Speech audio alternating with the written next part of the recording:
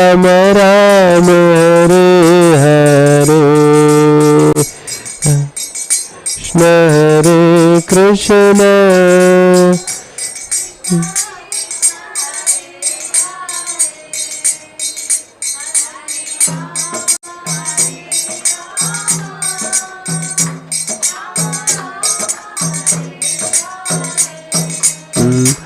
हरे कृष्ण हरे कृष्ण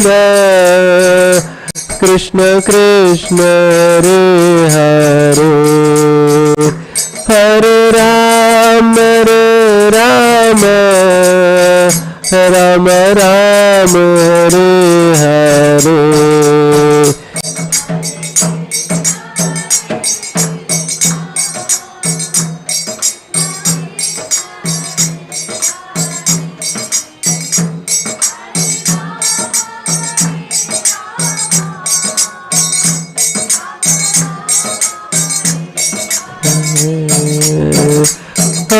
कृष्ण कृष्ण कृष्ण हरे हरे हरे राम राम राम हरे हरे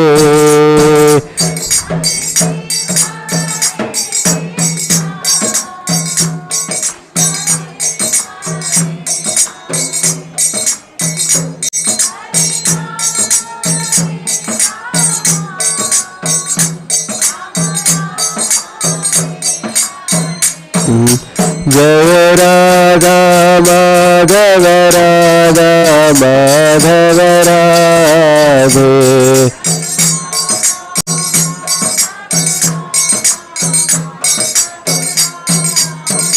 जय राधा माधव राधा माधव राधे।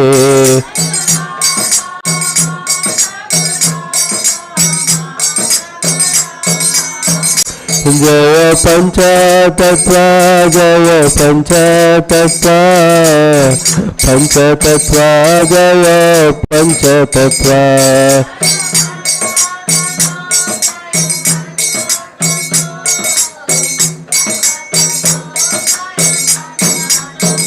जय प्रहलाद सिंह जय प्रहलाद सिंह जय प्रहलाद सिंह जय प्रहलाद सिंह।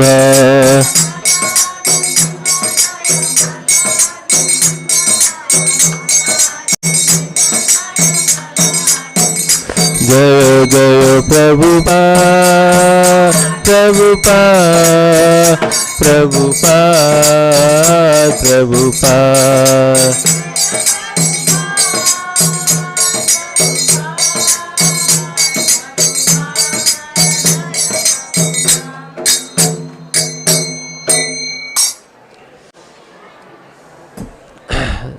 श्री श्री राधा माधव की जय। श्री श्री लक्ष्मी नरसिंह भगवान की जय। श्री पंचतत्व की जय। श्रील प्रभुपाद की जय।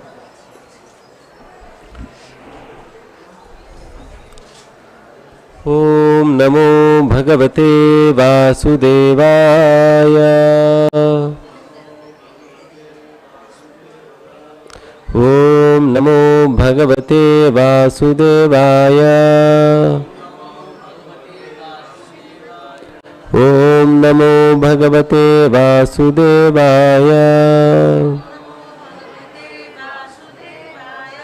नारायणं नमस्कृत्य नरं चैव नरोत्तमं देवीं सरस्वतीं व्यासं ततो जयमुदीरयेत्।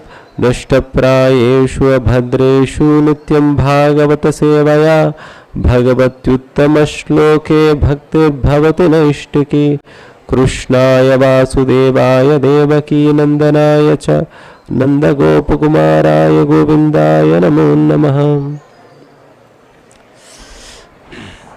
ओम अज्ञानतिमिरन्दस्य ज्ञानाञ्जनशलाखया चक्षुरुन्मिलितं येन तस्मै श्रीगुरवे नमः।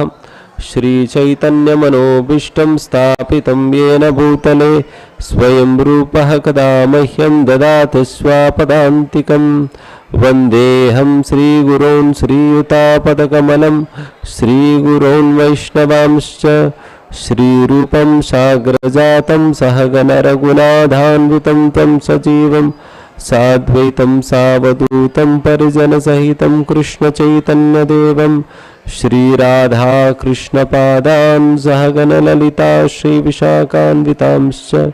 हे कृष्ण करुणा सिन्धु दीनबन्धु जगत्पते गोपेश गोपिका कान्त राधा कान्त नमोस्तुते। तप्त कांचन गौरांगी राधे वृंदावनेश्वरी वृषभानुसुते देवी प्रणमामि हरिप्रिये। वाञ्छाकल्पतरुभ्यश्च कृपा सिन्धुभ्येव च पतितानां पावनेभ्यो वैष्णवेभ्यो नमो नमः। नमो विष्णुपादाय कृष्णपृष्ठाय भूतले श्रीमते भक्तिवेदांत स्वामिनिति नामने। नमस्ते सारस्वती देवे गौरवाणी प्रसारिणे निर्विशेष शून्यवादी पाश्चात्य देशतारिणे। जय श्री कृष्ण चैतन्य प्रभु नित्यानंद श्री अद्वैत गदाधर श्रीवासादि गौर भक्तवृंद।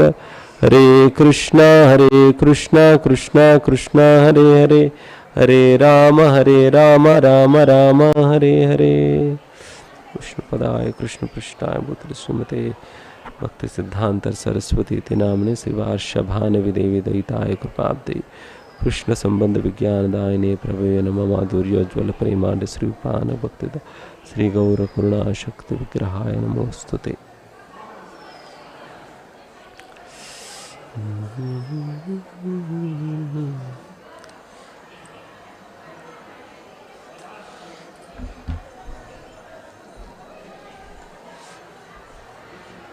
हरे कृष्णा। सभी भक्तों को स्वागत है। आज श्रील भक्ति सिद्धांत सरस्वती ठाकुर के विषय में चर्चा करने के लिए कहा गया था।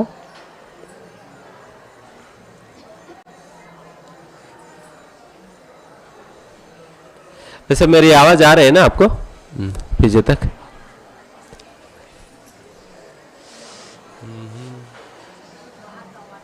हाँ।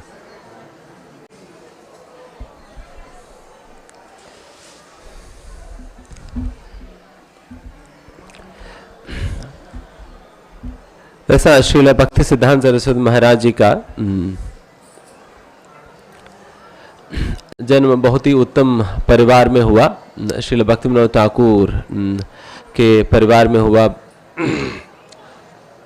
वैसा उनकी जन्म इत्यादि उनके विषय में तो वैसा हम सभी जितने भी भक्त इस्कॉन से जुड़े हैं या गौड़ी वैष्णव संप्रदाय से जुड़े हैं सभी लोग परिचित है ही। बट वैसा श्रील भक्ति सिद्धांत महाराज के विभिन्न गुणों के विषय में या उनकी गुणों के संबंधित गुणों को प्रकट करने वाले विभिन्न लीलाओं के विषय में आज हम चर्चा करेंगे। हालांकि जब भी श्रील प्रभुपाद जी भक्ति सिद्धांत महाराज का आविर्भाव या तिरुभाव दिवस के उपलक्ष्य में जब भी श्रील प्रभुपाद जी प्रवचन दिया करते थे, भक्ति सिद्धांत महाराज की कुछ विशेष लीलाओं के बारे में चर्चा करते थे अक्सर ही, लगभग सारे ही प्रवचनों में। तो कुछ ऐसा लीलाओं को प्रभुपाद जी चर्चा करते थे जो कि लगभग हर ही प्रवचन में हम सुना करते थे। जैसे एक तो श्रील भक्ति सिद्धांत महाराज किस प्रकार से अपने बचपन में जब भक्ति विनोद ठाकुर जब जन्म लेने के उपरांत किस प्रकार से ये रथ यात्रा के दौरान रथ आकर भक्ति सिद्धांत महाराज के घर के सामने रुक जाता है। ये जगन्नाथपुरी में भक्ति सिद्धांत महाराज का जन्म हुआ, जहाँ पर अभी चैतन्य गौड़ी मठ के रूप में वहाँ पर गौड़ी मठ चल रहा है। फिर वहीं पर श्री भक्ति सिद्धांत महाराज का जन्म हुआ। फिर उसके सामने ही एक बार जब वो बड़ा दंडा से जब रथ निकल रहा था, वो रथ रुक जाता है। रथ रुक जाने पे फिर क्योंकि जगन्नाथ जी का रथ कब कहाँ पर किस प्रकार से रुक जाता है किसी को नहीं पता, क्योंकि ये तो केवल जगन्नाथ जी की कृपा से ही चलता है। जगन्नाथ जी का जब इच्छा होता है तब रथ चलता है, जब जगन्नाथ जी की इच्छा नहीं होती है जब रथ रुक जाता है। चाहे कितने भी हाथियों को लगा दो, कितने भी हष्ट पुष्ट लोगों को आप लगा भी दो, फिर भी वो रथ नहीं चलेगा जब तक जगन्नाथ ही नहीं जाएंगे। एक समय पर ऐसे ही जब चैतन्य महाप्रभु की लीला जब चल रहा था, उस समय चैतन्य महाप्रभु एक समय पर तो रथ के पीछे चले जाते हैं किसी कारणवश, तो जगन्नाथ जी के सामने से वो दिखते नहीं है। तो फिर जैसा चैतन्य महाप्रभु जगन्नाथ की दृष्टि से गायब हो गए थे, फिर वैसे ही जगन्नाथ जी रुक जाते हैं। तो सभी के सभी बड़े बड़े हाथियां लगाकर उन रथ को खींच रहे थे, तब भी रथ नहीं जा रहा था। एंड कुछ करने पर रथ नहीं जा रहा था। तो फाइनली जब चैतन्य महाप्रभु वापस जगन्नाथ जी के सामने आ गए थे, तभी रथ वापस चलना शुरू हुए थे। उस प्रकार से उस दिन भी रथ भक्ति सिद्धांत महाराज जी की जन्म स्थान जो भक्ति विनोद ठाकुर की घर था, भक्ति विनोद ठाकुर के घर जगन्नाथपुरी में भी है, वृंदावन में एंड फिर नवद्वीप में तो है ही। तो उस प्रकार से तीनों स्थान तीनों धामों में भक्ति विनोद ठाकुर का निवास स्थान है। वहाँ पर जगन्नाथपुरी के निवास स्थान के सामने ही जब रथ रुक गया था, देन फिर उसकी मौका उठाते हुए भक्ति विनोद ठाकुर की पत्नी जो है भक्ति सिद्धांत महाराज को अपने गोदी में लेकर फिर वो रथ के ऊपर चढ़ती है। फिर वहाँ पर पंडे लोगों को देती है, तो फिर जगन्नाथ जी के सामने भक्ति सिद्धांत महाराज को रखने के लिए। तो फिर जैसा भक्ति सिद्धांत महाराज को जगन्नाथ के सामने रखा जाता है, फिर तुरंत ही जगन्नाथ जी के गले में जो माला था वो गिरकर भक्ति सिद्धांत महाराज के गले में गिर जाता है। तो इस प्रकार की गिरना इसको आज्ञा माला कहा जाता है। जब कृष्णदास कविराज गोस्वामी जब चैतन्य चरितामृत लिखने की उन्हें आज्ञा मिला था, या उनको कई वरिष्ठ वैष्णवों ने निवेदन किया कि आप इस प्रकार से चैतन्य चरितामृत रचना करो, ये आज्ञा उनको कब मिला था? वो उस समय लगभग अपने 90 में थे।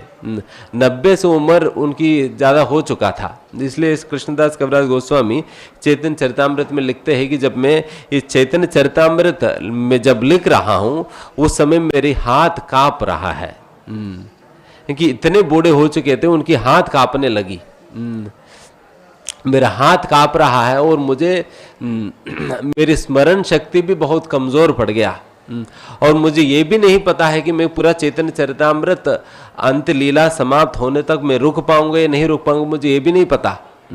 इसलिए फिर मध्य लीला की शुरुआत में ही, जैसा हर आदि मध्य और अंत लीला होता है चैतन्य चरितामृत में ना, आदि लीला की शुरुआत में आदि लीला की अंतर्गत क्या क्या चर्चा होने वाली उसके विषय में ये संक्षिप्त रूप में बताते हैं। उसी प्रकार से मध्य लीला के अंतर्गत जो जो लीलाएं होती है उसको भी एक संक्षिप्त रूप में समराइज करते हैं मध्य लीला की शुरुआत में। एंड उसी समय बस कृष्णदास कविराज गोस्वामी लिखते हैं कि मुझे ये नहीं पता है कि मैं अंत लीला कह पाऊंगा या नहीं, इसलिए मैं ऐसा करता हूं कि अभी मध्य लीला के शुरुआत में ही अंत लीलाओं में जो लीलाएं हैं उन लीलाओं को भी मैं संक्षिप्त रूप में यही परिवर्णन कर देता हूं करके वहां पर वर्णन कर देते हैं। उस प्रकार की अवस्था में कृष्णदास कविराज गोस्वामी ने ये चैतन्य चरितामृत लिखा। जब चैतन्य चरितामृत लिखने की आज्ञा, जब संकल्प यही थे, तब सभी वैष्णवों से, उन सभी जो गौड़ी वैष्णव संप्रदाय के जो मूल विग्रहों से वो आशीर्वाद प्राप्त करने गए थे। जब राधा मदन मोहन जी के सामने खड़े होकर जब प्रार्थना करने लगे कृष्णदास कविराज गोस्वामी, इस प्रकार से मुझे चैतन्य महाप्रभु की सुंदर लीलाओं को वर्णन करने का आज्ञा मुझे प्राप्त हुआ है, इसलिए इन लीलाओं को वर्णन करने के सामर्थ्य और आज्ञा मुझे प्रदान करो करके इस प्रकार से जब प्रार्थना करने लगे, उसी समय कृष्णदास कविराज गोस्वामी प्रार्थना सुनकर मदन मोहन जी की गले की माला गिर गई। फिर जैसा गिरा, फिर पुजारी जो है उसी माला को लाकर आज्ञा माला के रूप में कृष्णदास कविराज गोस्वामी को लिखा दिया। देन फिर वो माला पाकर ही फिर कृष्णदास कविराज गोस्वामी चैतन्य चरितामृत लिखना शुरू किए थे। एंड उसी प्रकार से यहाँ पर भी बक्सीदास महाराज को भी उस प्रकार की आज्ञा माला प्राप्त हुई जब जगन्नाथ जी के चरण, बिकॉज बक्सीदास महाराज का जन्म ये बहुत ही विशेष कारणों से हुआ है, क्योंकि प्रतिदिन ही भक्ति विनोद ठाकुर भगवान से प्रार्थना किया करते। जिस प्रकार से अद्वैत आचार्य गंगा नदी के तट पे बैठकर फिर तुलसी शालिग्राम की तुलसी और गंगा जल के सहित शालिग्राम की पूजा करते हुए जोर जोर से भगवान के नाम पुकारते थे। फिर उन्हीं पुकार की वजह से आज हमें चैतन्य महाप्रभु नित्यानंद प्राप्त हुए हैं। उसी प्रकार से उस समय पर श्री भक्ति विनोद ठाकुर वो अक्सर प्रार्थना किया करते थे भगवान से कि देखिए भगवान, आपके संदेश के प्रचार करने के लिए, चैतन्य महाप्रभु के संदेश के प्रचार करने के लिए हमें सहायता दीजिए। हमारे पास कोई नहीं, हम अकेला कर नहीं पा रहे हैं, आपकी मदद हमें चाहिए, किसी न किसी को भेजिए करके इस प्रकार से बारंबार प्रार्थना करने पे उनकी प्रार्थनाओं के जवाब के रूप में बक्सीदास महाराज के प्राकट्य जो है भक्ति विनोद ठाकुर के घर पे होता है। तो इस प्रकार से अक्सर ऐसा महान लोगों की जन्म या आगमन कुछ किसी न किसी महान महापुरुष की पुकार पे ही होता है। जैसे बलदेव विद्याभूषण के भी आगमन विश्वनाथ चक्रवर्ती ठाकुर की पुकार पे हुई है। विश्वनाथ चक्रवर्ती ठाकुर भी वृंदावन में बैठे बैठे वो भी पुकारते हैं भगवान से, कहते हैं भगवान मैं अकेला लड़ नहीं पा रहा हूँ, क्योंकि उस समय तो विश्वनाथ चक्रवर्ती ठाकुर के समय पूरा औरंगजेब की सेनाएं जो है पूरा वृंदावन को घेर लिए थे। किसी को भी वृंदावन के अंदर आने भी नहीं दे रहे थे और वृंदावन वालों को बाहर भी जाने नहीं दे रहे, बिल्कुल पूरा बंद कर दिए थे। एंड सारा ब्राह्मणों को खूब मारते थे। एंड उस प्रकार से बहुत ही बीभत्स चल रहा था उस समय। तो वैसा परिस्थितियों में विश्वनाथ चक्रवर्ती ठाकुर को समझ नहीं आ रहा था इस सिचुएशन को हैंडल कैसे करे, क्या करे। तो तभी बलदेव विद्याभूषण को बुलाते हैं। फिर बलदेव विद्याभूषण उस समय वृंदावन में आकर फिर बलदेव विद्याभूषण विश्वनाथ चक्रवर्ती ठाकुर दोनों मिलकर सारे अपसंप्रदाय वालों को हराते हुए फिर धीमे धीमे चैतन्य महाप्रभु की जो असली गौड़ी वैष्णव संप्रदाय की स्थापना करने लगते हैं। तो उस प्रकार से वहाँ पर भी उनका भी आगमन जो है उसी प्रकार से हुआ। तो वैसा बक्सीदास महाराज जी का प्राकट्य होता है। जब बक्सीदास महाराज ने जब जन्म लिया तब वो माँ की पेट से ऐसे निकले थे। जिस प्रकार से जब बच्चों की जो पेट जब गर्भ में होता है ना, जब बच्चों का पोषण कैसे होता है कि माँ की जो इंटेस्टाइन्स है उनकी जो नाभि है वो जुड़ा हुआ होता है, उसी से ही उनकी सारा जो भी पोषण होता है। इसलिए जब उस अम्बिलिकल कॉर्ड कहते हैं इंग्लिश में, उसको काट कर फिर उनको बच्चे को अलग कर दिया जाता है माँ से ना। तो वो जो अम्बिलिकल कॉर्ड थे वो बक्सीदास महाराज के गले में एक ब्राह्मण जनेऊ की तरह पहने हुए थे जब उनको बक्सीदास महाराज को पेट से निकाला गया था। तो उस प्रकार से बचपन से ही उस प्रकार के लक्षण बक्सीदास महाराज में देखने के लिए मिलता था।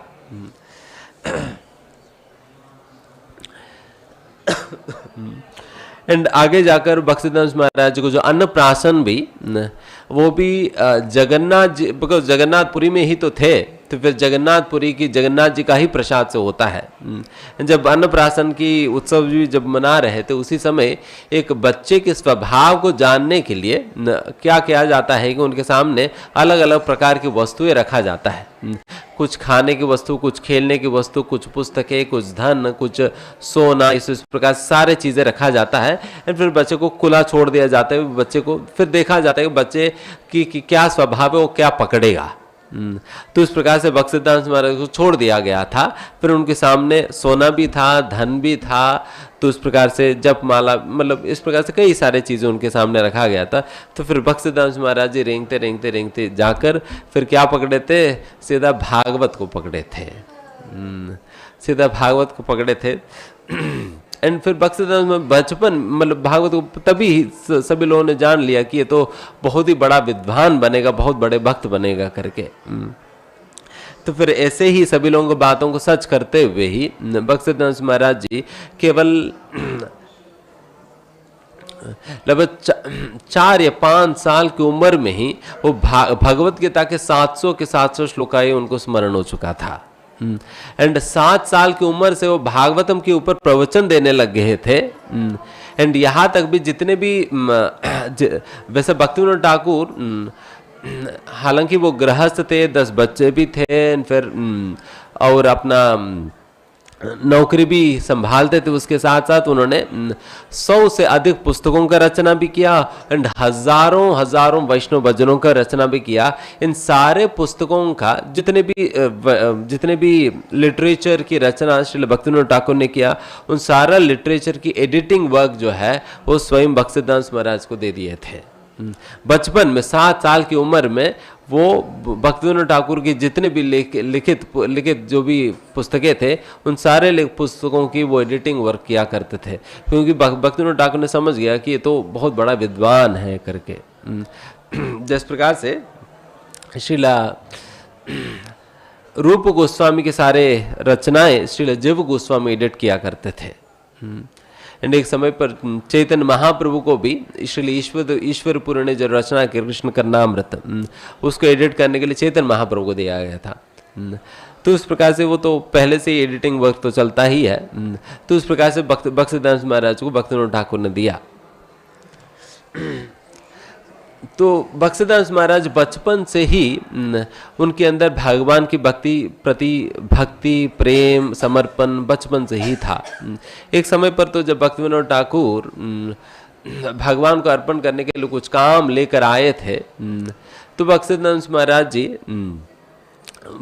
छोटे बच्चे ही थे। फिर उसी समय वो आम लेकर खाने ही जा रहे थे, उतने में भक्तिविनोद ठाकुर आकर डांटे थे कि तुम भगवान को बिना भोग लगाए आम कैसे खा सकते हो करके। फिर उस प्रकार से डांटने पे उसी दिन बक्सीदास महाराज ने ये प्रण लिया कि मैं आजीवन भर कभी भी मैं आम नहीं खाऊंगा, आजीवन भर मैं कभी आम नहीं खाऊंगा करके। वो उस दिन से लेकर 4 साल की उम्र से लेकर वो अपना लीलाएं समाप्त करने तक, जब भी उनका शिष्य बक्सीदास महाराज को आम लाकर दिया करते थे, वो यही कहते थे कि मैं भगवान के चरणों पे मैंने अपराध किया, वो मैं अपराधी हूँ, मुझे आम खाने के अधिकार नहीं, इसलिए मैं आम नहीं खा सकता हूँ करके। बक्सीदास महाराज मतलब इतना दृढ़ संकल्पित है कि वो अपना आजीवन भर कभी भी आम नहीं खाया। आम नहीं खाया मतलब वो पका हुआ आम नहीं खाते थे, बट कच्चा आम की चटनी तो खाते थे। पका हुआ आम कभी नहीं खाया। मतलब वो अपने आजीवन पर वो स्मरण रखा कि मैंने अपराध किया, और स्मरण कहते थे अपने शिष्यों से मैंने अपराध किया, मैं नहीं खा सकता हूं करके। उस प्रकार से यही महान भक्तों को यही पहचान है, वो छोटे छोटे गलतियों को भी बहुत ही गंभीरता से लेते हैं। जैसा हम बड़े गलतियों को भी हम नजरअंदाज कर देते, इग्नोर कर देते, नेग्लेक्ट कर देते हैं, बट महान भक्तों की यही पहचान है कि वो छोटे गलतियों की बहुत बड़े बड़े अपराधों के रूप में गिनते हैं। जिस प्रकार से भक्तिसिद्धांत महाराज ने गिना, तभी एक बार परम पूज्य राधा गोस्वामी महाराज जी कहते हैं, जिस प्रकार से कई बार कई महान भक्त अपने आप को नम्रतावश कहते हैं ना, मैं जैसा कृष्णदास कविराज गोस्वामी खुद ही चैतन्य चरितामृत में कहते हैं, मैं तो मेरा स्थिति ऐसा है कि मैं एक मल के अंदर रहने वाले कीड़े से भी मेरा स्थिति हीन है। मल के अंदर कीड़ा कहा है और कृष्णदास कविराज गोस्वामी कहा जो चैतन्य चरितामृत की रचना किया है, उनकी स्थिति कहा है, बट वो कहते हैं कि मैं तो मल के अंदर रहने वाले कीड़े से भी मेरा स्थिति तो बहुत हीन है।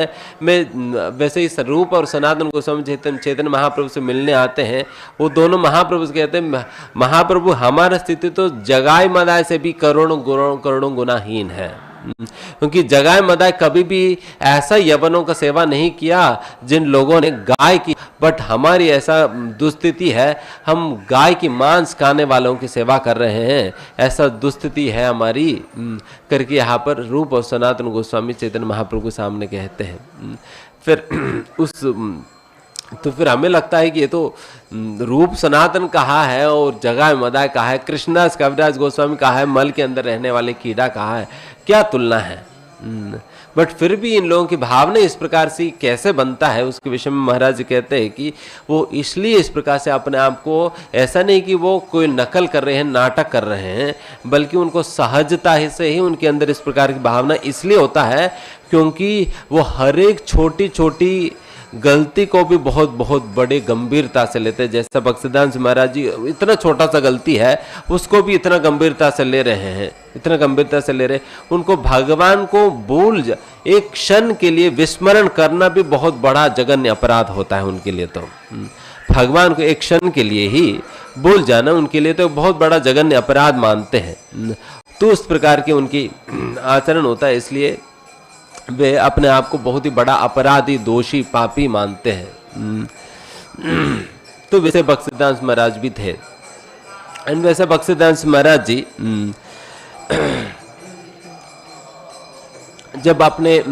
जब वो स्कूल भी जाया करते थे, वो अपने पढ़ने लिखने में भी, वैसा भौतिक विद्या में भी बहुत ही विद्वान थे एंड बहुत जल्दी चीज़ों को सीख लेते थे, बहुत जल्दी चीज़ों को सीख लेते थे। अध्यापक भी वो भी हैरान हो जाते थे, इनकी क्या इतना याददाश्त कैसे है करके। काफ़ी शार्प मेमोरी था भक्तिसिद्धांत महाराज जी का। हालांकि भक्तिसिद्धांत महाराज जी हजारों की संख्या में शिष्य थे, बट हर एक शिष्य के नाम जानते थे, हर एक शिष्य के नाम जानते थे और हर एक शिष्य को अपने नाम से पुकारते थे। एंड भक्तिसिद्धांत महाराज में भी वो सहज ही नम्रता था। जब भी कोई शिष्य आकर भक्तिसिद्धांत महाराज को प्रणाम किया करते थे, अपना शिष्यों को प्रभु करके ही संबोधित करते। भक्तिसिद्धांत महाराज अपना शिष्यों को प्रभु करके ही संबोधित करते थे। एंड कोई भी अगर भक्तिसिद्धांत महाराज चरण छूने का प्रयास करते थे तो चरण छूने नहीं देते थे। एंड कई बार तो भक्तिसिद्धांत महाराज खुद भी झुककर प्रणाम करते थे, खुद भी झुककर प्रणाम करते थे। एंड जब भी, कम से कम इतना तो कहते ही थे, जब भी उन्हें प्रणाम करते थे अपना हाथ जोड़कर दासोस्मी करके कहते थे। दासोस्मी मतलब मैं आपकी दास हूँ, मुझे आप अपने दास के रूप में स्वीकार करो करके इस प्रकार से कहते थे। तो वैसा भक्तिसिद्धांत महाराज जी बहुत ही नम्र थे अपनी व्यवहार में। जब प्रचार की बात जब आता था बहुत ही कड़क थे, जब प्रचार की बात आता था जब बहुत कड़क थे। एंड कोई भी बात कहने में, सामने बिल्कुल खुला कहने में कभी हिचकते नहीं थे। एक बार, कई बार अंधेरे, जैसा वो अभी तो इतना इलेक्ट्रिसिटी वगैरह होने के कारण फिर पूरा रोशनी है हर जगह, रात्रि के समय भी लाइट, सोडियम लैंप्स वगैरह होता है तो फिर रोशनी होता है। जब उस समय तो कोई लैंप्स वैम्प्स नहीं थे, तो जब रात्रि के समय जब कई बार तो सड़क में खड़े हो जाते हैं भक्तिसिद्धांत महाराज जी, कोई सड़क से कई चल कर आ रहे होते, उनको रोक कर फिर उनको कहते थे कि तुम फंसे हो अंधकार में, तुम फंसे हो अंधकार में, अज्ञान रूपी अंधकार में फंसे हो करके जब इस प्रकार से कहने वो व्यक्ति सुनने लगता था, तो उनको 5 मिनट खड़े खड़े ही प्रचार कर लेते थे। और अगले दिन उनको मंदिर बुलाते थे। तो इस प्रकार से भक्तिसिद्धांत महाराज जी प्रचार करने में कहीं पर भी हर प्रकार की सुविधा अपने भक्तों को दिया करते थे, मतलब कहीं पर भी कॉम्प्रोमाइज नहीं करते थे। अगर किसी को एंड स्वयं भी जब प्रचार करते वक्त ऐसा वो अपना वेशभूषा में भी, हालांकि वो सन्यासी थे, बट वो कोट पहन कर जाते थे, कोट और शू पहनते थे और गाड़ी में बैठकर प्रचार करने जाते थे। एंड लोग मतलब पहली बार इस प्रकार से साधुओं को गाड़ी में घूमते हुए पहली बार लोग देख रहे थे। कोई समझ नहीं पाते थे ये कौन सी साधु है इस प्रकार से गाड़ियों में घूम रहे हो और इतना बड़ा बड़ा कोट पहन रहे और बूट भी पहन कर आ रहे हैं।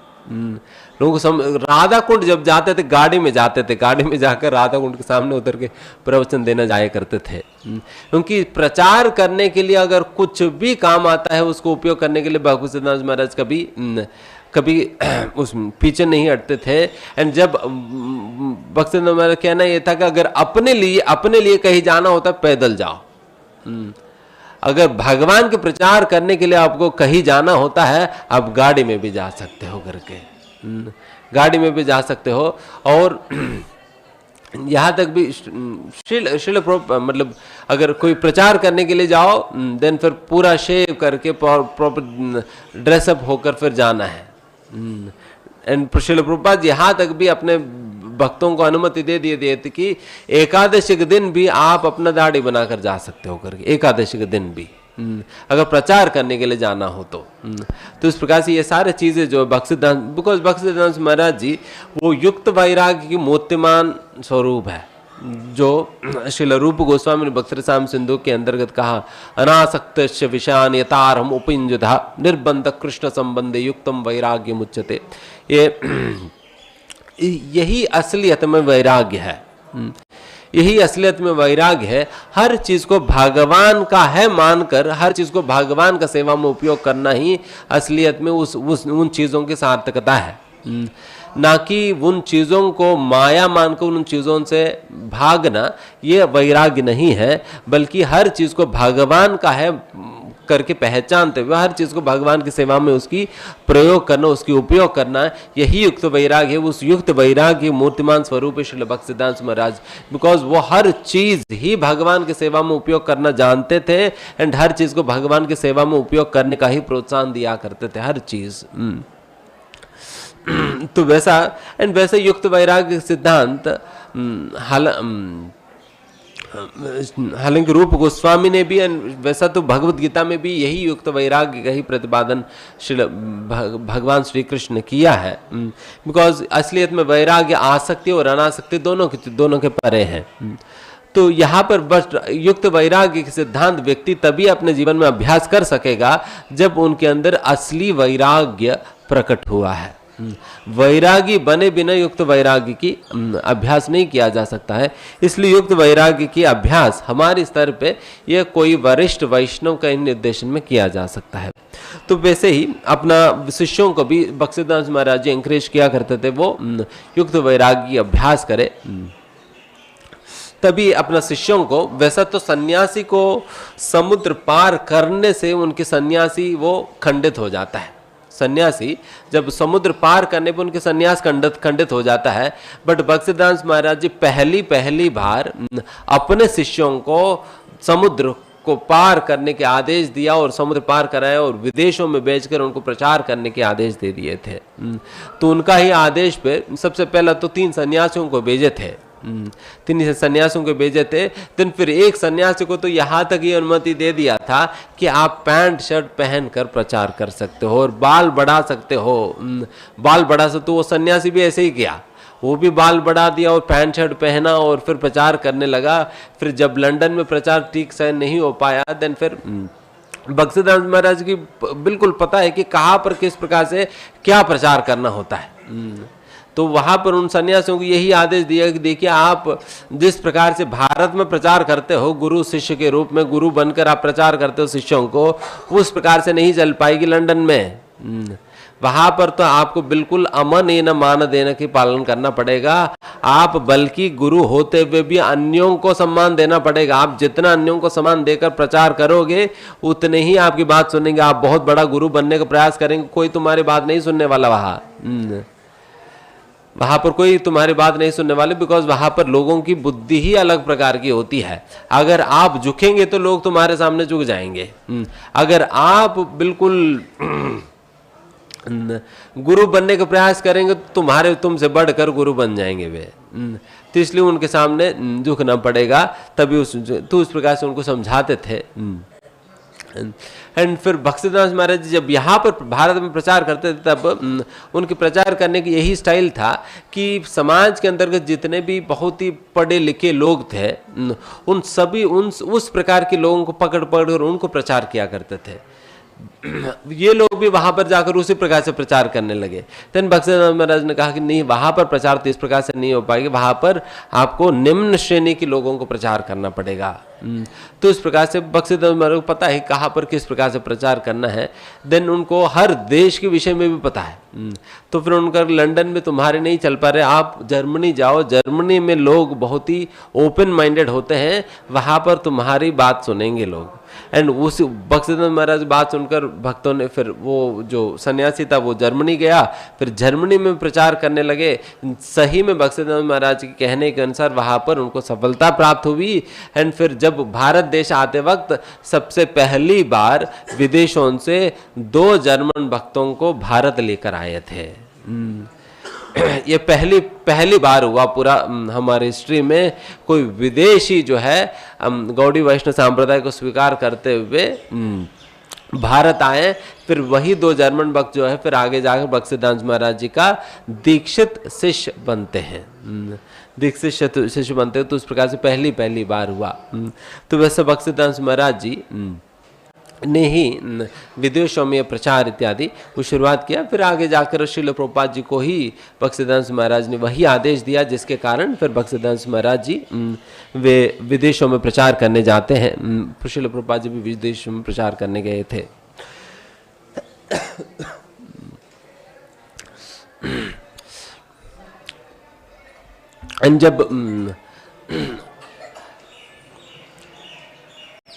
जब प्रचार किया करते थे तब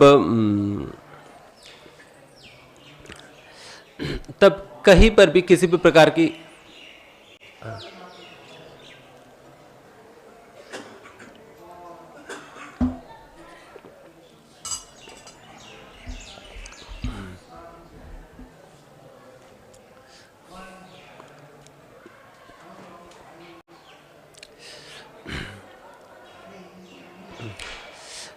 जब प्रचार करते थे किसी के सामने जो सच्चाई बोलने में कभी हिचकते नहीं थे। भक्तिदास महाराज यही कहते थे, साधु को वचन मतलब ये तलवार के दार की तरह चलना चाहिए। जिस प्रकार से कसाई जो है वो हेजिटेट नहीं करता है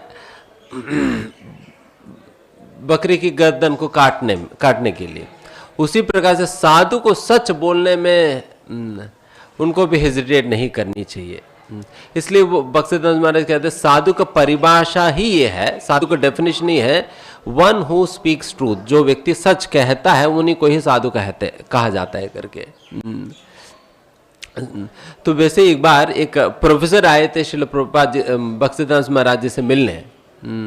वो कहता है कि देखिए मैं आपके पिताजी से मैं मिला था और मैं आपके पिताजी के पास मैं जाया करता था। वो कई बार मैं उनसे मिला था, उनको देखा था मैं, फिर उनको मैं भगवत गीता की श्लोकाएं में सुनाता था, उनको काफ़ी अच्छा लगता था।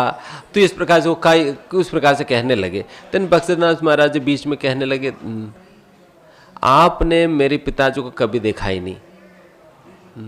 फिर ये अरे मैंने देखा है, मैं तो आपके पिताजी से मिला, उनको भगवद्गीता सुनाया, फिर दोबारा कहे कि आपने मेरे पिताजी को देखा ही नहीं। तो उनको समझ नहीं आया। देन फिर भक्तिदास महाराज उसकी तात्पर्य दिया, जब साधु के पास जाया जाता है उनको सुनाना नहीं होता, उनको सुनना होता है। साधु को देखना हम अपने कानों से हम देखते हैं साधुओं को, ना कि अपने आंखों से। आपने अपने आंखों से भक्तिविनोद ठाकुर को देखा, आपने कभी अपने कानों से भक्तिविनोद ठाकुर से कभी सुना ही नहीं है, इसलिए उनसे नहीं सुनने के कारण आज तक आपने भक्तिविनोद ठाकुर को कभी देखा ही नहीं है। इसलिए आप भक्तिविनोद ठाकुर से सुनो, तब जाकर सब कहा जाता है कि आपने भक्तिविनोद ठाकुर को देखा है। इसलिए साधुओं को देखना है तो कानों से देखो। इनके साधुओं को अगर देखने में तो वो तो वैसे ही लगेगा, वो तो वही फटे फटे कपड़े पहनेंगे और इतना सरल रहेंगे तो उनको पहचान ही नहीं पाएंगे कोई कितना बड़ा भक्त है, कितना क्या है। जिस प्रकार से जब पहली बार ईश्वरपुरी चैतन्य महाप्रभु जब चैतन्य महाप्रभु एक बार अपने ठोल में प्रवचन दे रहे थे, तभी पहली बार ईश्वरपुरी नवद्वीप आए हुए थे। वहां पर ईश्वरपुरी खड़े थे, बट कोई पहचान नहीं पा रहे थे, बिकॉज वो अपना दिखने में इतने सरल थे, कोई पहचान नहीं पा रहे थे। केवल महाप्रभु ही पहचान सके, निमाय पंडित पहचान सके ईश्वरपुरी की अस्तित्व को। तो इस प्रकार से कोई भी अपने साधुओं के वेश से तो कोई पहचान नहीं पाएगा। अगर देखेंगे तो वेश ही तो दिखेगा, तो उस प्रकार से तो पहचान नहीं पाएगा। तो इसलिए जब हम वैष्णवों से जब सुनते हैं, देन फिर उनकी साक्षात्कार की गहराई पता चलता है, उनके साक्षात्कार की गहराई पता चलता है। तो वही पहचान है, वही नाप है एक साधुओं का, उनके साक्षात्कार कितना गहरा है करके। तो इस प्रकार से इसलिए यहाँ पर इस प्रकार से कह रहते। एंड वैसे एक बार श्रील बक्सीदास महाराज जी से वो भक्तों को कई बार भक्त लोग भी जब आश्रम में रहते तो वो आपस में झगड़ा करते थे। मतलब जहाँ पर भी दो लोग एक व्यक्ति से ज़्यादा होते वहाँ पर तो झगड़ा होना ही, चाहे आश्रम हो घर हो, कहीं पर भी झगड़ा होता ही है। तो अब उसी प्रकार से आश्रम में भी कई बार हुआ करता था। देन फिर भक्त लोग श्रील बक्सीदास महाराज के सामने आया करते थे, तो इसी प्रकार से झगड़ा हुआ है। देन बक्सीदास महाराज जी उनको दोनों को खड़ा करके उनसे यही कहते थे कि सबसे पहला आप इनके अंदर 3 गुण बताओ, और आप इनके अंदर 3 गुण बताओ, फिर उसके बाद आप अपने कंप्लेंट सुनाओ मुझे। उसके बाद कंप्लेंट सुनाओ, पहले इनकी 3 गुण आप बताओ, इनकी 3 गुण आप बताओ। देन फिर ये सोचने में पड़ जाते, क्योंकि अभी तो झगड़ा हुआ, उनके कोई जब झगड़ा होता है सारा माइंड ब्लैंक हो जाते, उनको कोई गुण याद नहीं आएगी। वो आधा घंटा खड़े रहते थे सोचते हुए कि इनके अंदर कौन सा गुण है। तो फिर उतने में उनके सारा गुस्सा ठंडा हो जाता था। तो इस प्रकार से बक्सीदास महाराज जी करते थे। तो वैसे एक बार गिरिराज स्वामी महाराज भी अपना अनुभव शेयर कर रहे थे। जब गिरिराज स्वामी महाराज जब जुहू में जब वो मंदिर संभालते थे, तो उस समय कई बार इसी प्रकार से कई भक्त जो है झगड़ा करके जब गिरिराज स्वामी महाराज के सामने आते थे, महाराज कहते थे बस ना आप संडे के बाद जो मंडे आता है, मंडे का आ जाना, उस दिन बस आप ही का झगड़ा सुलझाने के लिए हम समय निकालेंगे, आप ही लोगों के साथ बैठ जाएंगे। तो इस प्रकार से जो भी आते थे उनको कहते थे कि मंडे आ जाओ, मंडे आ जाओ, मंडे आ जाओ। तो फिर संडे को क्या करते थे, संडे को सभी भक्तों को बुलाकर 4-5 घंटे लगातार कीर्तन कराते थे। 4-5 घंटे लगातार कीर्तन कराते थे। और कीर्तन में सभी भक्त लोग जो है जब कीर्तन करते करते जब आप साथ साथ मिलकर नाचते थे, वो सब सारा झगड़ा वगड़ा सारा भूल जाते थे। फिर अगले दिन मंडे को कोई आता ही नहीं था। मंडे कोई आता ही नहीं था, क्योंकि सारा झगड़ा सुलझ गई केवल कीर्तन करने से। तो इस प्रकार से महाराज जी अपना टेक्निक बता रहे थे। तो वैसे बक्सीदास महाराज कहते, बक्सीदास महाराज अपना शिष्यों को लेकर, मतलब बक्सीदास प्रतिदिन 2 बजे उठ जाते थे और सोते थे 11 बजे को। 9 से 11 बजे उनकी जो भी गेस्ट आते हैं उनसे मिलने की समय 9 से 11 था, रात को 9 से 11 मिलते थे। एंड 11 बजे सोते थे, 2 बजे उठ जाते थे, 3 घंटा ही सोते थे। एंड वो खुद ही जैसा होता है ना, शायद जो लोग ब्रह्मचारी आश्रम में रहते हैं उनको पता है कि जब भक्तों को उठाने के लिए घंटी बजाई जाती है, जैसे हॉस्टल में घंटी बजाते हैं, उस प्रकार से भक्ति सिद्धांत महाराज जी स्वयं घंटी लेकर बजाते थे भक्तों को उठाने के लिए। 3:30 4 बजे को भक्तों को उठाने के लिए खुद ही घंटी बजाते थे। एंड जो मॉर्निंग प्रोग्राम अटेंड नहीं करता था उनको क्या करते थे कि मॉर्निंग प्रोग्राम के बाद मंदिर के पीछे जो पिलर्स होते हैं आप पिलर को पकड़ कर रखो तो फिर मॉर्निंग प्रोग्राम के बाद जब जो लोग पिलर को पकड़कर खड़े हैं तो इसका मतलब उसने मॉर्निंग प्रोग्राम अटेंड नहीं किया। तो इस प्रकार से करते थे भक्तिसिद्धांत महाराज जी। एंड सभी लोगों के स्वभाव और भावनाओं को भक्तिसिद्धांत एंड प्रसाद को लेकर तो बहुत बहुत सम्मान था भक्तिसिद्धांत महाराज। जैसा हम लोग जब प्रसाद खाने जब हम बैठते हैं कई बार महाप्रसाद गोविंद देव भी ठीक से नहीं चलाते हैं तो महाप्रसाद स्टार्ट किया और राधा गोविंद गुण गाओ कह दिया और फिर शुरू कर दिया क्योंकि बीच में वो प्रसाद खाने की वो जल्दीबाजी में वो भूल ही जाते या निकल जाते हैं। भक्तिसिद्धांत महाराज जी के सामने जब भी कोई वृंदावन से जगन्नाथपुरी से जब प्रसाद लाया करते तो क्या करते थे, सबसे पहला आचमन करते थे। आचमन किया फिर उसकी प्रदक्षिणा करते थे, प्रसाद की प्रदक्षिणा करते थे। उसके बाद प्रसाद को साष्टांग दंडवत प्रणाम करते थे। फिर उसके बाद बैठते थे प्रसाद खाने। फिर उसके बाद प्रसाद खाने बैठते थे। बोला आप सोचिए कि फिर इतना कुछ करने के बाद अगर व्यक्ति प्रसाद खाने बैठता है उनके अंदर भोग करने की कहाँ लालसा रहेगी, सारा खत्म हो जाता है। तो एक बार ऐसे ही भक्तिसिद्धांत महाराज जी जब प्रसाद खाए थे, प्रसाद खाने के बाद जो गुरु के प्रसाद तो फिर महाप्रसाद तो सभी भक्तों को वितरण किया जाता है। तो इस प्रकार से भक्तिसिद्धांत महाराज जी की प्लेट प्रसाद खाने के बाद फिर भक्त ले जाकर फिर सभी शिष्यों को बांटने गया। तो सारा बट जाने के बाद जो भक्त बांट रहा था उनको भक्तिसिद्धांत महाराज ने बुलाया, इधर आओ। तो उनको बुलाया तो फिर उनसे पूछा कि जब आपने ये पूरा थाली बांटा फिर भक्तिसिद्धांत में इसमें खीर किसने खाया, इसमें खीर किसने खाया, इसका पनीर जो बचा हुआ था वो पनीर किसने खाया, और चबा हुआ वो ड्रम स्टिक को क्या कहेंगे, जो चबा हुआ ड्रम स्टिक जो होता है ना, उसको किसने लिया, उसको किसने लिया करके भक्तिसिद्धांत महाराज ने पूछा। कि फिर उसने कहा कि इसने ये खाए, उसने ये खाए, इसने ये खाया। देन इससे समझ लेते थे कि कौन भोग लालसा के साथ खीर खा लिया और पनीर खाया, पकोड़ा खाया, बट ड्रमस्टिक छोड़ दिया। कि ड्रमस्टिक जो है इतना चबाए वो महाप्रसाद नहीं है, वो भी तो महाप्रसाद है। उसको भी महाप्रसाद के रूप में मानकर जिसने सम्मान पूर्वक जिसने खाया है वही असलियत में महाप्रसाद खाया है। बाकी सभी लोगों ने भोग किया है, बाकी सभी लोगों ने भोग किया है। तो इस प्रकार से एक बार ऐसे ही एक शास्त्री जी आए हुए थे मंदिर में, तो उनको पता चला कि गौड़ी मठ में खूब अच्छा मालपुआ मिलता है। तो वो आया, फिर मालपुआ खाने लगा। तो इतना खा रहे थे फिर भक्तिसिद्धांत महाराज जी आया, फिर कहा कि देखिए तुम मालपुआ खा रहे, मालपुआ तुम्हें खा रही है। तुम मालपुआ खा रहे, मालपुआ तुम्हें खा रही है। देन फिर भक्तिसिद्धांत महाराज ने कहा कि देखिए प्रसाद को इस प्रकार से नहीं खाया जाता है। प्रसाद को जब हम खाते हैं हमें भोग वृत्ति के साथ नहीं खानी चाहिए, बल्कि we are meant to be enjoyed by Krishna. Rasgulla तुम्हें नहीं खाना चाहिए, रसगुल्ला की भोग तुम्हें बनना होगा। उस प्रकार से हमें रसगुल्ला खानी चाहिए,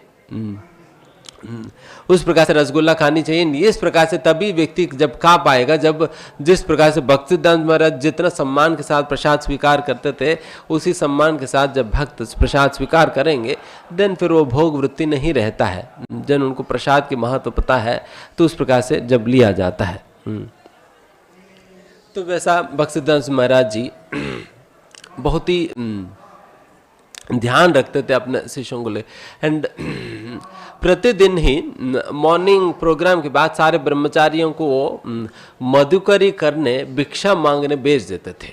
सभी लोगों को जाना ही है भिक्षा मांगने। अगर कोई एकादशी के दिन भी जप करने के नाम पे अगर मंदिर में बैठा रहता था, उनको कहते हैं कि तुम एकादशी पे अगर तुम्हें खाना भी है तो खा लो, कोई दिक्कत नहीं है, बट मंदिर में मत बैठो, आप बाहर जाकर प्रचार करो। बाहर जाकर प्रचार करो, यहाँ पर नाटक मत करो, जब नाम जप करने की या तपस्या करने की नाटक मत करो, आप बाहर जाकर प्रचार करो करके बेच देते थे। किसी को भी बैठने नहीं देते थे। तो इस प्रकार से बक्सीदास महाराज जी प्रचार करने के प्रति उनकी बहुत बहुत मन है। फिर इस प्रचार को भी इसी प्रकार से प्रमोट किया गया, तभी इतना कुछ बक्सीदास महाराज जी इतना कम समय में प्रचार कर सके। क्योंकि बक्सीदास महाराज जी को जब इस प्रकार से यहाँ पर नवद्वीप में ही जब कई सालों तक जब यहाँ पर तपस्या किया, 9 सालों तक जब उन्होंने 1 करोड़ नाम जप करने की या 100 करोड़ नाम लेने की, 1 बिलियन नेम्स लेने की जब उन्होंने संकल्प लिया, देन फिर 9 साल उनको लगा, हर दिन 3 लाख नाम जप किया करते थे। तो इस प्रकार से 9 साल लगा। फिर उसके उपरांत जब उनके नाम जब पूर्ण होने के उपरांत एक दिन वैसे ही जब गंगा नदी में नहाकर जब आ रहे थे, उसी समय उनको श्रील रूप गोस्वामी स्वयं ही प्रकट होकर उनको आदेश देते हैं कि इस प्रकार से आपको अभी प्रचार करने जाना चाहिए करके। एंड वैसे ही बक्सीदास महाराज प्रचार करने का आदेश, कई बार लोगों को लगता है कि प्रभु जी आखिर में तो भजन ही तो करना है करके, तो हमारे जो परंपरा के अंदर जो भजनानंद गौर किशोरदास बाबा जी महाराज ने ही बक्सीदास महाराज का आदेश दिया तुम जाकर प्रचार करो करके। हालांकि भजनानंदी थे, तो उन्होंने ही बक्सीदास महाराज को प्रचार करने का आदेश दिया था। तो इस प्रकार से बक्सीदास महाराज जी बहुत ही अद्भुत रूप से वो प्रचार करते। जब ये जो पुस्तक प्रचुरण करने वाला जो प्रिंटिंग प्रेस होता है ना, उसको बक्सीदास महाराज ने क्या किया कि ऑल्टर के सामने, भगवान की ऑल्टर के सामने ही उसको रख दिया करते थे, ताकि भगवान की आंखों के सामने ही भगवान की पुस्तकों का प्रचुरण हो। तो इस प्रकार से उसके सामने ही उसको रख देते थे। एंड बक्सीदास महाराज ने ही इस प्रकार के प्रिंटिंग प्रेस को बृहद मृदंग का जो नाम है बक्सीदास महाराज ने दिया, बिकॉज मृदंग की आवाज़ तो एक थोड़ी दूर तक ही सुनाई देगा, बट बृहद मृदंग का मतलब जो पुस्तकों की आवाज़, पुस्तकों के माध्यम से भगवान के संदेश की आवाज़ जो है बहुत दूर दूर तक जा सकता है। इसलिए बक्सीदास महाराज इस प्रकार से क्या करते थे। एंड लास्ट एक छोटी सी मतलब उनकी भावना में बताकर समाप्त करते हैं उनके प्रचार के प्रति। एक बार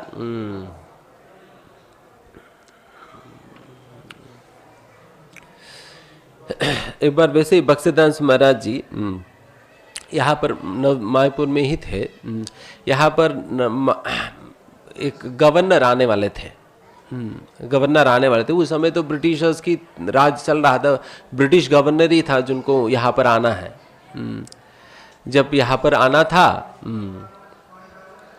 देन फिर बक्सीदास महाराज ने फिर उनको बहुत अच्छा सा स्वागत करना चाहिए, उनकी फिर तामझाम सारा कुछ करना चाहिए। गवर्नर आ रहे हैं, अगर उनकी अच्छा रिसेप्शन इत्यादि होगा देन फिर ये होगा क्या, देन फिर मायापुर डेवलपमेंट के लिए फिर वो ध्यान देगा। तो इस प्रकार से सोचकर बक्सीदास महाराज ने कहा कि ये गवर्नर जो है इनको मांसाहार बहुत अच्छा लगता है, तो अपने शिष्यों से कहा कि आप मांस लाओ। फिर मांस मंगाया अपने शिष्यों से और उस गवर्नर को खिलाया। तो सारे भक्त हैरान हो कि ये क्या, हम इतना सारा हम मांसाहार के विपरीत हम इतना सारे प्रवचन देते, इतना कुछ करते हैं, और यहाँ पर तो मांस खुद मंगा कर इनको खिलाए जा रहे बिठाकर। तो फिर सारा शिष्य वो गवर्नर जाने के बाद सारा पहुंच गए बक्सीदास महाराज के पास। फिर उनसे पूछा कि महाराज जी ये तो क्या किया आपने तो मांस मंगाकर फिर इनको खिला रहे हैं उल्टा। दिन फिर बक्सीदास महाराज ने कहा ठीक, मांस खिलाने से क्या होगा। फिर उनका मांस इस प्रकार से खिलाएंगे तो मांस खाना भी गलत है, इस प्रकार से खिलाना भी बहुत बड़ा पाप है, इसके लिए तो नरक जाना पड़ेगा। फिर बक्सीदास महाराज ने यही बात कहा, अगर श्री चैतन्य महाप्रभु के संदेश की प्रचार करने के लिए अगर मुझे अकेले को लाखों सालों तक नरक जाना पड़ा तो फिर मैंने जाने के लिए तैयार हूँ। अगर उसके बदले अगर चैतन्य महाप्रभु संदेश के प्रचार होता है देन फिर मैं जाने के लिए तैयार हूँ, मैं चले जाता हूँ करके। देन ये भावना देखकर तो सभी अचंभित हो गए कि क्या भावना है भक्तिसिद्धांत महाराज जी की। एक समय तो जब मंदिर बना रहे थे, कुछ भक्त लोग मतलब मंदिर बना रहे तो कारीगर थे। फिर भक्तों ने कहा कि अरे ये तो मंदिर भगवान की इतना पवित्र मंदिर बना रहे, तुम लोग बीड़ी वीडी पी कर क्या बना रहे मंदिर। देन फिर सारी कारीगरों से बीड़ी वीडी बंद करा दी। देन सर कारीगर जो है काम करना बंद कर दिया इन लोगों ने। देन फिर भक्तिसिद्धांत महाराज आया, फिर कहा कि बीड़ी लाओ। फिर बीड़ी मंगाया, सभी कारीगर को बीड़ी बांटा और फिर कहे बीड़ी आप लो बट काम करो, मंदिर बनाओ, मंदिर बनाओ करके। हालांकि बिल्कुल हमारा नियम का विपरीत था, बट भगवान की प्रचार करने, भगवान की सेवा के लिए उस समय ये जरूरत था, तो इसलिए फिर उस प्रकार से किए थे। बट इस प्रकार से हम जैसे लोग तो नहीं कर सकते हैं। भक्तिसिद्धांत महाराज जी का स्तर तो अलग ही है, तो इसलिए वो कर पाते थे। वो भक्तिसिद्धांत महाराज कहते थे कि एक भक्त बनाने के लिए हमें बकेट बकेट भर के खून बहाना पड़ता है। इसलिए भक्तों को कभी भी भक्तिसिद्धांत महाराज जी लाइटली नहीं लेते, बहुत बहुत मान्यता रखते थे एक एक भक्त का। एक बार मंदिर उद्घाटन करने गए थे भक्तिसिद्धांत महाराज, उस समय भक्तिसिद्धांत महाराज ने देखा कि एक भक्त था नहीं। फिर भक्तिसिद्धांत महाराज ने पूछा ये भक्त कहाँ गया। फिर उसने भक्तों ने कहा कि नहीं महाराज जी ये ना कुछ गलत, बहुत ही गलत काम किया है, गलत काम किया है, जिसकी वजह से फिर हमें उनको डांटना पड़ा और फिर वो व्यक्ति जो है वो चले गया फिर मंदिर से। तो हमारा 4 नियमों को उसने तोड़ दिया। फिर भक्तिसिद्धांत महाराज ने कहा कि वो 4 नियमों को तोड़ने के बावजूद भी वो भक्त ही है, उनको उनके साथ आप लोगों ने इस प्रकार से क्यों व्यवहार किया जिसके कारण वो भक्त चले गया मंदिर छोड़कर। एंड मैं इस मंदिर की उद्घाटन तभी करूंगा जब ये भक्त वापस आएगा। जब तक ये मंदिर, ये भक्त वापस नहीं आएगा तब तक आपके मंदिर को उद्घाटन नहीं करूंगा करके भक्तिसिद्धांत में बैठ गए थे। फिर सभी भक्त ढूंढने गया फिर उस भक्त को। देन फिर ये वो भक्त को वॉच रिपेयर करना आता था, तो फिर ये भक्त वॉच रिपेयर करने की दुकान में बैठ गया। देन फिर उसको बुला कर लाए थे एंड वो भक्त वापस आने के बाद ही फिर भक्तिसिद्धांत महाराज उद्घाटन किए थे। फिर उसी समय भक्तिसिद्धांत महाराज ने कहा कि एक भक्त को बनाने के लिए हमें कितना खून बहाना पड़ता है, वैसा भक्त को आप लोगों ने इस प्रकार से गलत प्रकार के वचन कहकर भगा दिया। हालांकि उनसे गलती हुआ है, फिर आप लोगों ने भी इस प्रकार से गलती क्यों किया जिसके कारण ये भक्त चले गया मंदिर छोड़कर। तो इस प्रकार से भक्तिसिद्धांत महाराज की इतना मान्यता रखते थे एक भक्त को लेकर। तो वैसे भक्तिसिद्धांत महाराज की अनेक अनेक अद्भुत अद्भुत लीलाएं हैं। तो यहाँ पर हम समाप्त करते भक्तिसिद्धांत महाराज जी की संस्मरण करते हुए उनसे हम प्रार्थना करेंगे कि उनकी पद चिह्नों में चलते हुए हम भी उनकी शिक्षाओं को समझ सके, उनके पद चिह्नों में चलने की सामर्थ्य हमें प्रदान हो सके और फिर तद्वारा श्री चैतन्य महाप्रभु को हम प्राप्त कर सके। धन्यवाद। श्रील भक्ति सिद्धांत सरस्वती महाराज की, श्रील प्रभुपाद की, ताय गौर प्रेमानंदी।